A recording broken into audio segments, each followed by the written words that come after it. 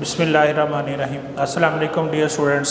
आज हम lecture number 5 के साथ जनरल साइंस 8th क्लास की जनरल साइंस लेक्चर नंबर 5 के साथ गुर्दे के फेल फंक्शन ऑफ किडनी के साथ आपके साथ हाज़िर हैं। उम्मीद है कि आपको पिछले जो लेक्चर हैं उनकी समझ आ गई होगी और अब हम लोग आज साबका लेक्चर को मद्देनज़र रखते हुए इस लेक्चर को भी समझने की कोशिश करते हैं। पिछले लेक्चर के अंदर हम लोगों ने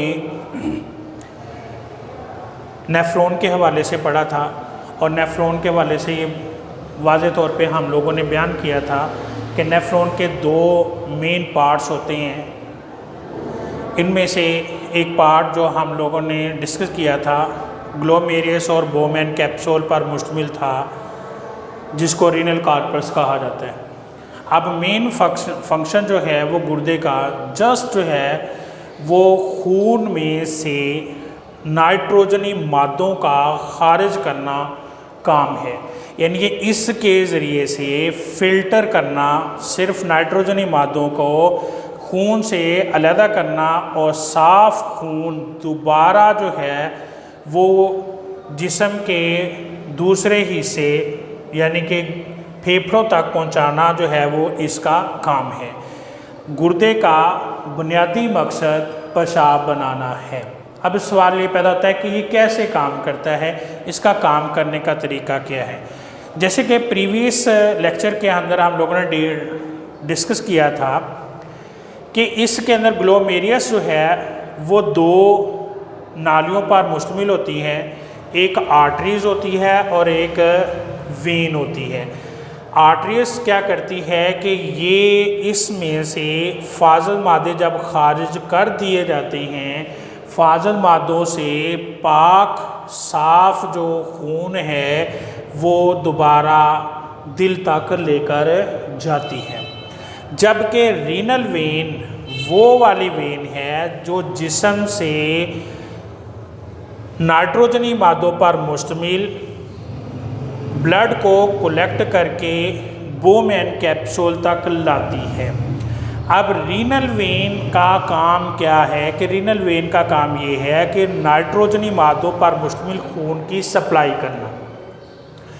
आर्टरीज का काम ये है कि जब इसमें से जब रीनल वेन अपना लाया हुआ खून जब यहाँ पर प्रेशराइज कर देती है, ट्रांसफ़र कर देती है, ट्रांसफ़र करने के बाद जो साफ़ खून है जिसमें से नाइट्रोजनी मादे खारिज हो चुके होते हैं, वहाँ से निकाल कर आर्टरीज को देती है और आर्टरीज ये जो खून नाइट्रोजन के बगैर है उसको सप्लाई देती है दिल को। अब एक बात और याद रखें कि यहाँ पर नाइट्रोजनी मादों पर मुश्तमिल खून को डीऑक्सीजेंटेड खून भी कहा जाता है।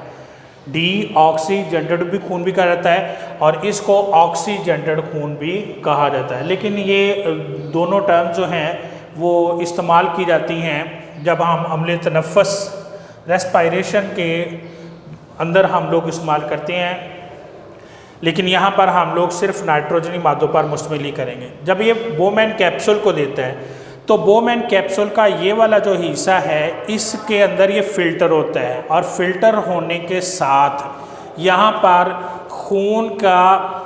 खून जो है वो वापस हो जाता है और नाइट्रोजनी मादे अंदर जो है वो ट्रांसफ़र हो जाती हैं। इस तरह गुर्दा जो है वो अपना काम कंटिन्यूली जो है वो जारी रखता है, जिसके साथ मुसलसल जो है वो नाइट्रोजनी मादों पर मुश्तमिल जो खून है वो सप्लाई होता रहता है और यहाँ से नाइट्रोजनी मादे खारिज होते रहते हैं। इस गुर्दे का बुनियादी मकसद यहाँ पर है। ग्लोमेरुलस जो है वो आर्टरीज और वेन्स। ग्लोमेरुलस होती क्या है?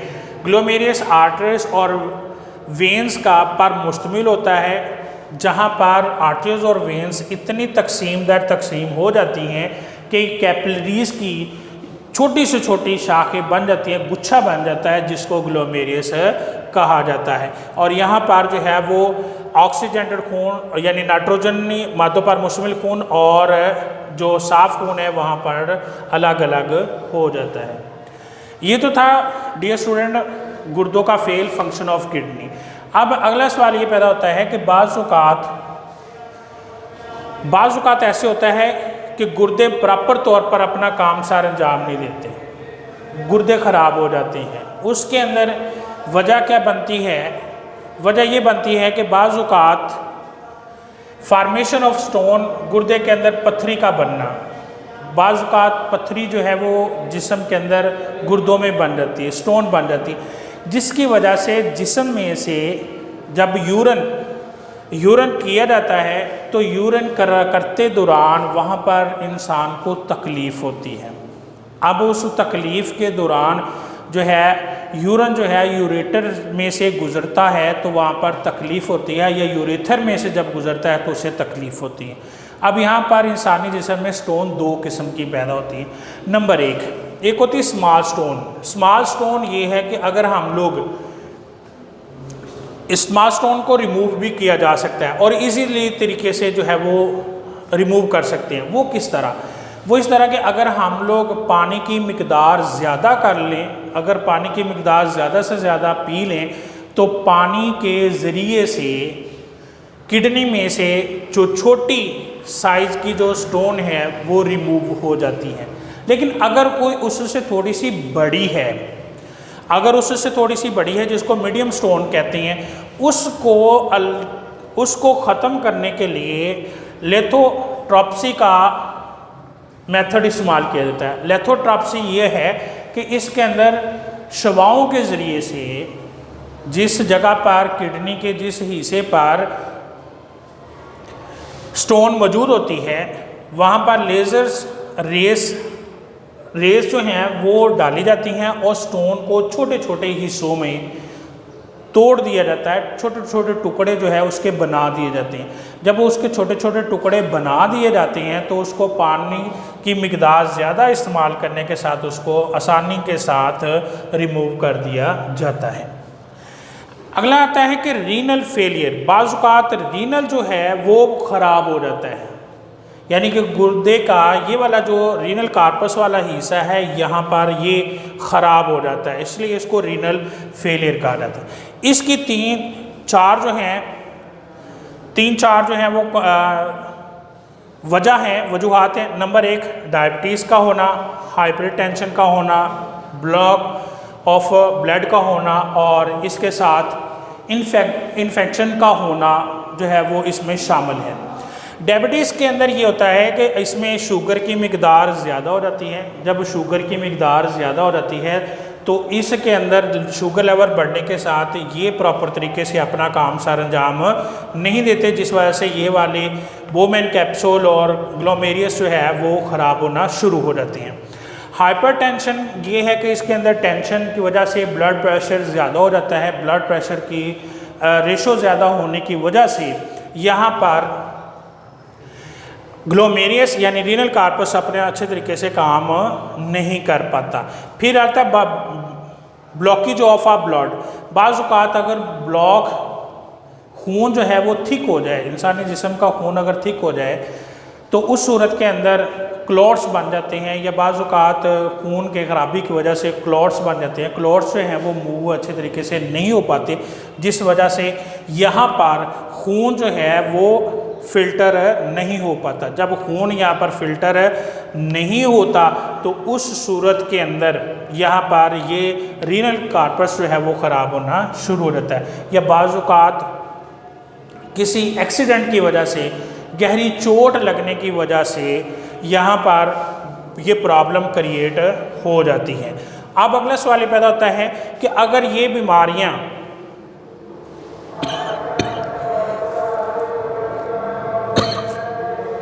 तो इसका ट्रीटमेंट भी है। Treatment of malfunction of kidney. Kidney अगर ख़राब हो जाए तो उसको कैसे किया जाता है? सबसे पहला काम है डायलिसिस, दूसरा है किडनी ट्रांसप्लांट।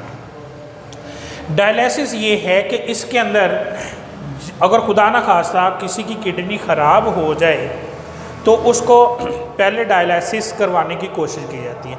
डायलिसिस ये है कि इसमें डायलाइज़र एक मौजूद होता है, इसमें डायलिसिस फ्रेश डायलिसिस फ्लूइड होता है, इसको इंसानी जिस्म के अंदर दाखिल किया जाता है और इसको इंसानी जिस्म के अंदर दाखिल करने के साथ दूसरी साइड पर इंसानी जिस्म का जो खून है वो निकाला जाता है।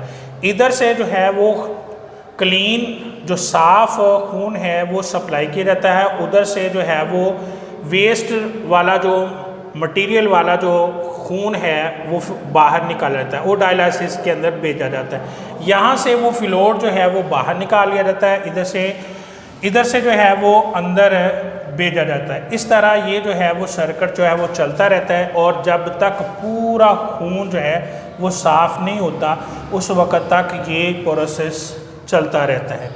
अगला है किडनी ट्रांसप्लांट। अगर खुदा ना खास्ता किडनी मुकम्मल तौर पर फेलियर हो जाए, कि नकारा हो जाए, कि डायलिसिस के काबिल ही ना रहे, तो उस सूरत के अंदर किडनी को रिमूव भी किया जाता है। किडनी को रिमूव करने के लिए कैसे किया जाता है कि किसी फ़र्द की किडनी लेकर उसके जगह पर दूसरी किडनी जो है वो लगा दी जाती है। अब सवाल ये पैदा होता है कि ये किडनी कैसे लगाई जाती है। इसके लिए सबसे पहले ये बात है कि उस बंदे का ब्लड ग्रुप एक होना चाहिए, उसके टिश्यूज़ की जो स्ट्रक्चर है वो एक जैसी होनी चाहिए, और अगर ये चीज़ें खुदा ना खास्ता मैच नहीं करती और किसी दूसरे इंसान की किडनी लगा दी जाती है तो वो किडनी जो है वो काम नहीं करती, बल्कि वो पहले वाले जो फंक्शन है उसको भी वो ख़राब कर देती है। तो इस सूरत में डियर स्टूडेंट्स, अभी आप लोगों ने इस लेक्चर के अंदर गुर्दे का फेल पढ़ा, गुर्दा कैसे काम करता है, किस तरह नाइट्रोजनी मादे जो है वो रिमूव करती हैं और साफ़ खून जो है वो आर्टरीज में कैसे पहुंचता है, ये हम लोगों ने सीखा। फिर किडनी कैसे ख़राब होती हैं, ख़राब होने के वजूहात पड़ी, फिर उसको कैसे हम लोग उसका ट्रीटमेंट कर सकते हैं, ये हम लोगों ने पढ़ा। अगर हम लोग इसको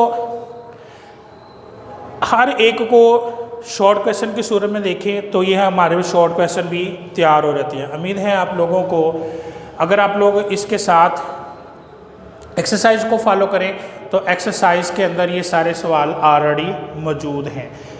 उम्मीद है आप लोगों को ये लेक्चर की समझ आई होगी और हमारा चैनल AMS हाई स्कूल को सब्सक्राइब करें और बेल आइकन को प्रेस करना मत भूलें। नेक्स्ट इंशाल्लाह हाज़िर होंगे। अल्लाह हाफ़िज़।